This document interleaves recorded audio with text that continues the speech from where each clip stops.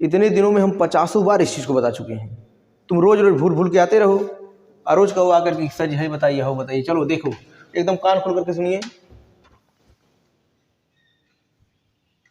त्रिभुज, त्रिभुज को अंग्रेजी में क्या कहते हैं? ट्रायंगल। ट्रायंगल। त्रिभुज को दो तरह से बांटा गया है,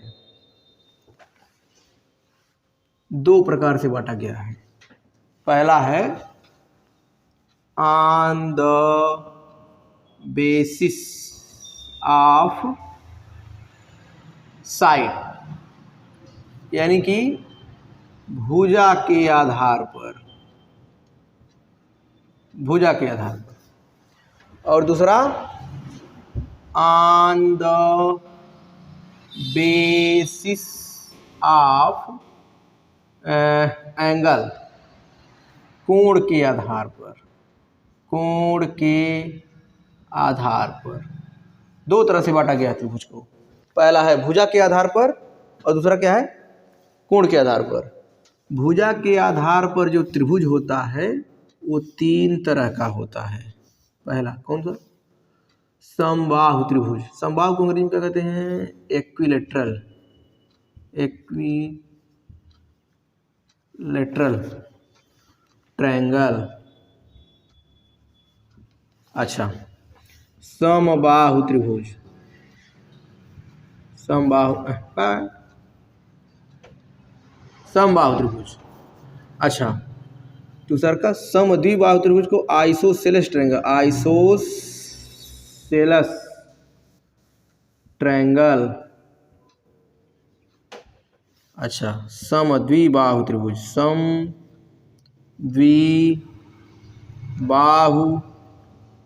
त्रिभुज, बोलो मत, त्रिभुज।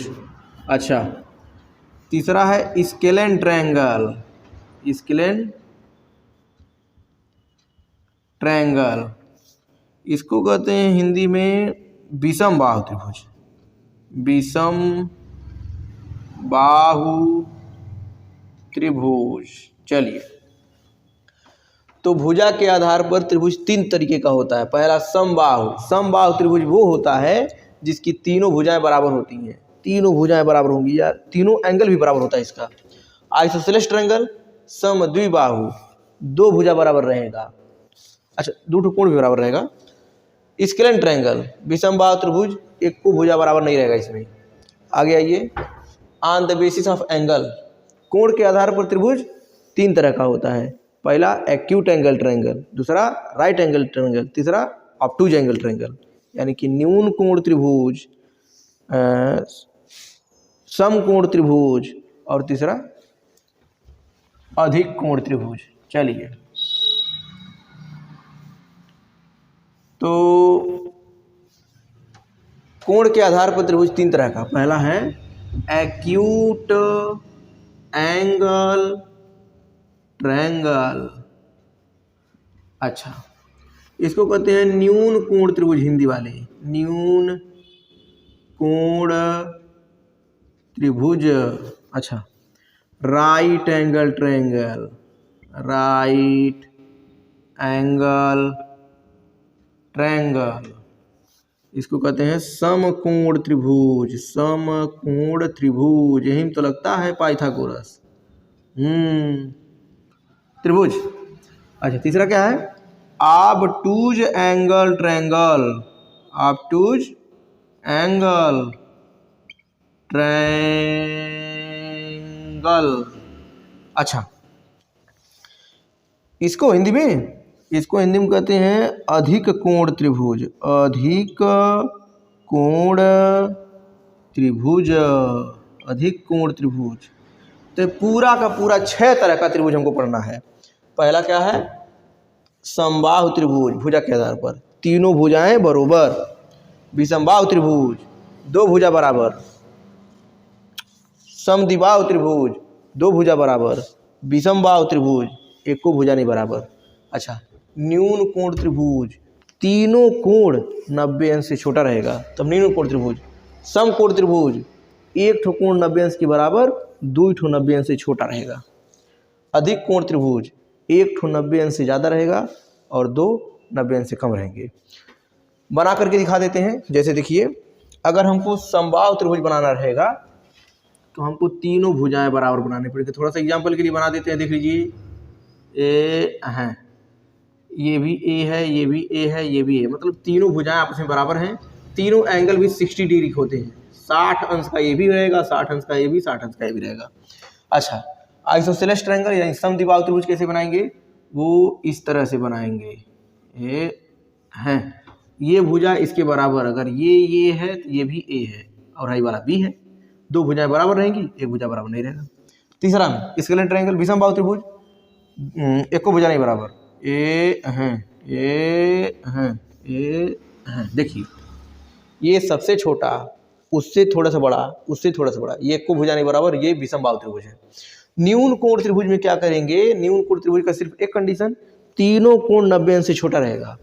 तो ये वैसे भी ये न्यून कोण त्रिभुज है क्योंकि तीनों 60 अंश का है। तो न्यून कोण त्रिभुज इस तरह से बना देंगे। ये न्यून कोण त्रिभुज है, ये भी 90 से छोटा है, ये भी 90 से छोटा है, ये भी 90। राइट एंगल ट्रायंगल, एक कोण 90 अंश के बराबर रहेगा, इस तरह से बनता है। एक कोण 90 अंश के बराबर रहेगा, दो ठो 90 अंश से छोटा ऑटोमेटिक रहेगा। अधिक कोण त्रिभुज में एक ठो 90 अंश से बड़ा कोण रहेगा, ये इस तरह से बनेगा। ये है आपका ऑब्टूज एंगल ट्रायंगल यानी कि अधिक कोण त्रिभुज है ये। तो इस तरह से 6 प्रकार के त्रिभुज हैं। क्या चीज? कोटि पूरक, दो कोण रहे, दोनों अगर जोड़ दें तो 90 अंश आ जाए।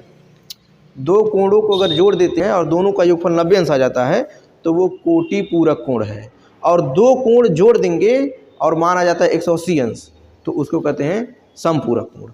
समझ गए? जैसे अगर कोई पूछे 30 अंश का कोटि पूरक, तो 30 अंश का कोटि पूरक हो जाएगा 60 अंश।